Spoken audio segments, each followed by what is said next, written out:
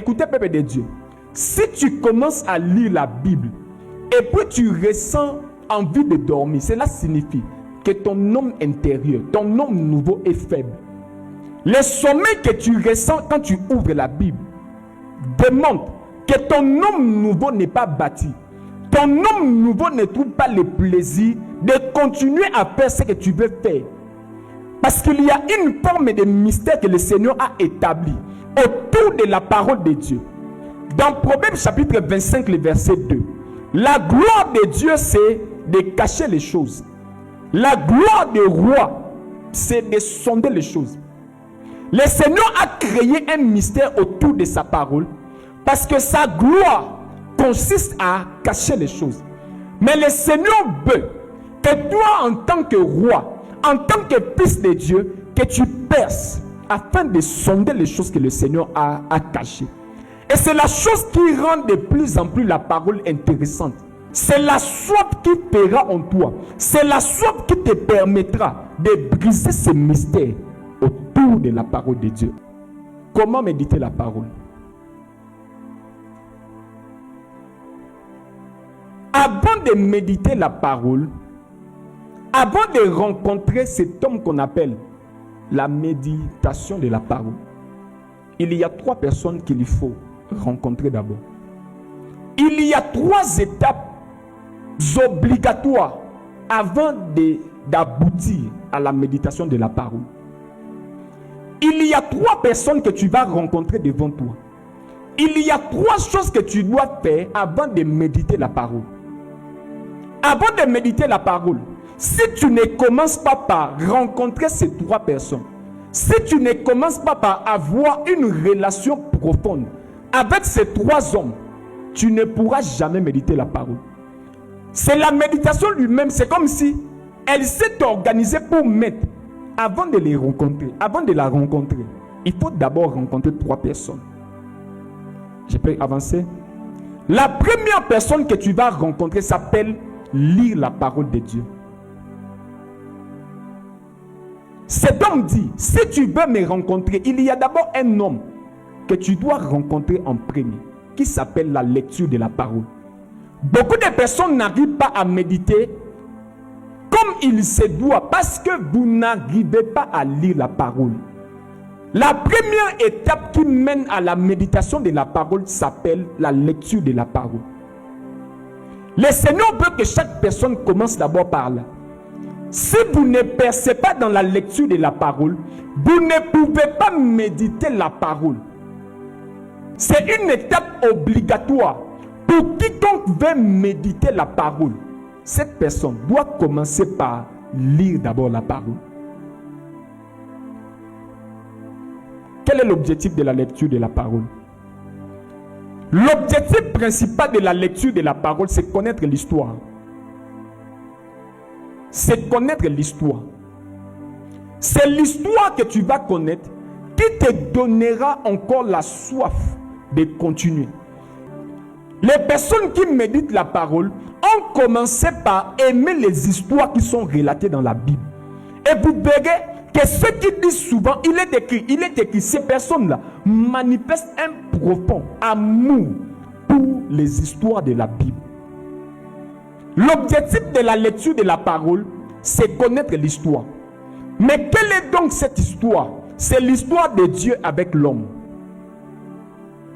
L'objectif, c'est connaître l'histoire de Dieu avec l'homme. C'est connaître l'histoire de Dieu avec l'homme. Si tu n'apprends pas à aimer l'histoire de Dieu avec l'homme, tu ne pourras jamais continuer avec ce que je vais citer. On ne peut pas parler de la méditation de la parole pour un homme qui ne manifeste pas un profond amour pour les histoires qui sont écrites dans la Bible. Quand tu aimes l'histoire de Joseph, tu auras l'amour de lire Joseph. Quand tu aimes l'histoire de Jésus-Christ, tu auras l'amour de demeurer longtemps. Voici. Lorsque vous lisez la parole, cela vous fera découvrir 4 choses importantes. Dans l'histoire de Dieu avec l'homme, il y a 4 choses importantes que vous allez découvrir.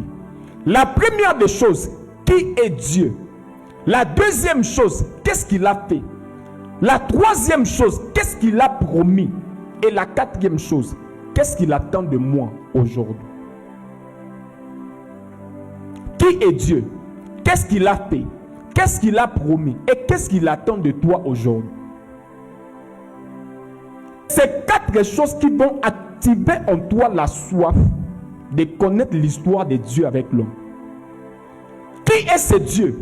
Qu'est-ce qu'il a fait pour l'homme? Qu'est-ce qu'il a promis à l'homme? Et qu'est-ce qu'il attend de moi en tant qu'homme? C'est la première étape pour quiconque veut méditer profondément la parole. Tu ne peux pas commencer à méditer la parole si tu ne t'intéresses pas à la personne de Dieu. Ce qu'il a fait, ce qu'il a promis et qu'est-ce qu'il attend de toi.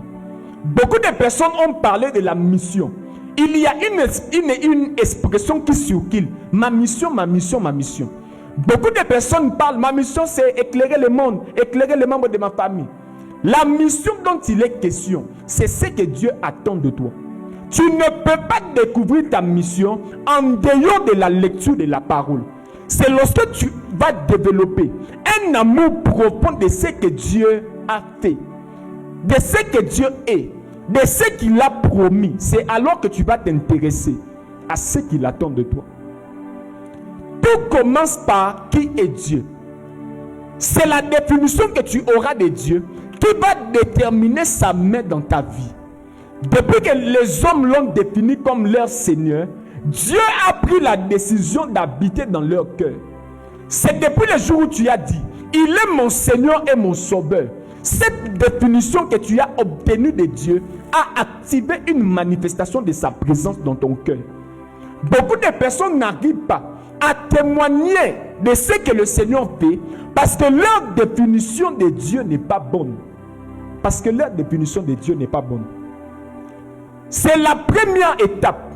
C'est la première des choses que vous allez rencontrer avant d'arriver à la méditation de la parole. Avant d'arriver à la méditation de la parole. La lecture te permet de découvrir comment Dieu a agi hier pour savoir comment il agira aujourd'hui.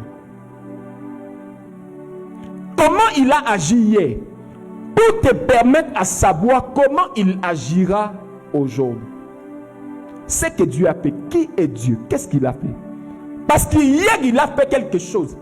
Je sais qu'aujourd'hui il fera quelque chose avec moi. Vous n'arrivez pas à aimer la parole parce que vous ne savez pas qu'il s'agit de votre histoire avec Dieu. En réalité, en lisant la Bible, tu seras en train de lire une histoire qui te concerne avec Dieu. Mon histoire avec Dieu. Est-ce que vous avez déjà vu quelqu'un relater son histoire et puis être ennuyé? Moi, je connais des gens, quand il commence à te relater son histoire, il peut te prendre des heures et des heures. Il dit, homme de Dieu, je veux te rencontrer. Toi, tu les reçois, mais il commence à te raconter son histoire. Pendant 2 heures du temps, il ne se fatigue pas. Et le Seigneur a pris votre histoire. Il a mis cela dans un livre. Et il veut que tu lises. En réalité, tout ce qui se passe, c'est un match, c'est un film déjà fini. Le Seigneur a déjà fini son programme. Il a déjà fini son histoire avec toi. Et il lui prend la scène de tout ce qu'il a déjà accompli. Il vient le mettre dans un livre. Et il te dit maintenant, si tu veux demeurer et régner sur cette terre, il faut lire ton histoire. Malheureusement, nous ne voulons pas lire notre histoire. Ce que Dieu a prévu pour ton mariage, tu ne veux pas le lire. Ce que Dieu a prévu pour ta puissance, tu ne veux pas le lire. Est-ce qu'on peut me dire amen? Et c'est ainsi que l'apôtre Paul parle à son fils Timothée. Dans 1 Timothée chapitre 4, le verset 13. Jusqu'à ce que je vienne, applique-toi à la lecture de la parole. Parce que l'apôtre Paul savait que tout ce que tu veux faire, la grandeur du ministère que tu veux manifester, tu peux la voir que si tu lis ce que Dieu a écrit, ton histoire avec Dieu. Ton histoire avec Dieu. Plus on va évoluer, je vais vous expliquer comment même l'histoire de Daniel, c'est toi. Comment l'histoire de Joseph, il s'agissait de toi. Comment l'histoire d'Esther, il s'agissait de toi. Comment même l'histoire de Jésus là que tu lis, c'est de toi que Dieu est en train de parler. C'est là que tu vas développer un amour profond de la parole. Est-ce qu'on peut me dire amen? Dans Romains chapitre 15, le verset 4, la première partie.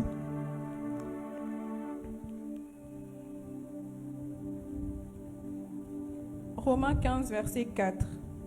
Romains 4, le verset 13. Non, Romains 15, le verset 4.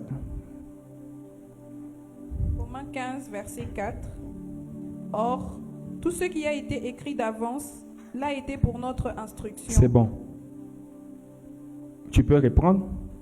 Or, tout ce qui a été écrit d'avance l'a été pour notre instruction. Tu peux répéter? Or, tout ce qui a été écrit d'avance l'a été pour notre instruction. Il veut dire, tout ce que vous lisez là, il s'agit de vous. On est ensemble? Il veut dire, tout ce que vous lisez là, c'est écrit pour vous. Ce n'est pas écrit pour quelqu'un d'autre. Mais ton histoire à toi, ton nuit, ton film, tu ne veux pas le suivre. Mais quand il s'agit des films d'autres personnes, novellas, tu restes là pendant des heures et des heures. La lecture de la parole. C'est la première personne que tu vas rencontrer. Je vais te donner des pistes de solutions, plus on va évoluer. Mais comment lire? Comment aimer même la lecture de la parole? Si je te dis médite et que je ne te dis pas que ça doit commencer par là, je ne t'ai pas aidé.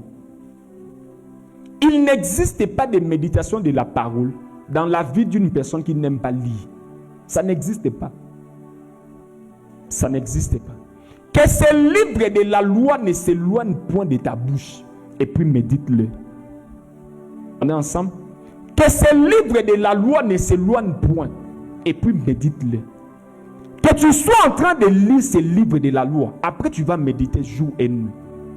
Beaucoup de personnes veulent méditer avant de lire. Tu ne peux pas méditer profondément la parole si tu ne commences pas par lire cette parole. Écoutez, peuple de Dieu, c'est une arnaque de ne pas connaître l'histoire et puis tomber sur un verset, tu veux méditer ces versets-là. Ça, c'est de l'aventure. Tu ne connais pas l'histoire et puis tu ouvres seulement la Bible, tu tombes sur un truc là et puis tu dis ça, je veux méditer. C'est ainsi que tu as médité. C'est ainsi que quand tu médites, ça ne produit rien du tout. La deuxième étape qui conduit à la méditation de la parole, c'est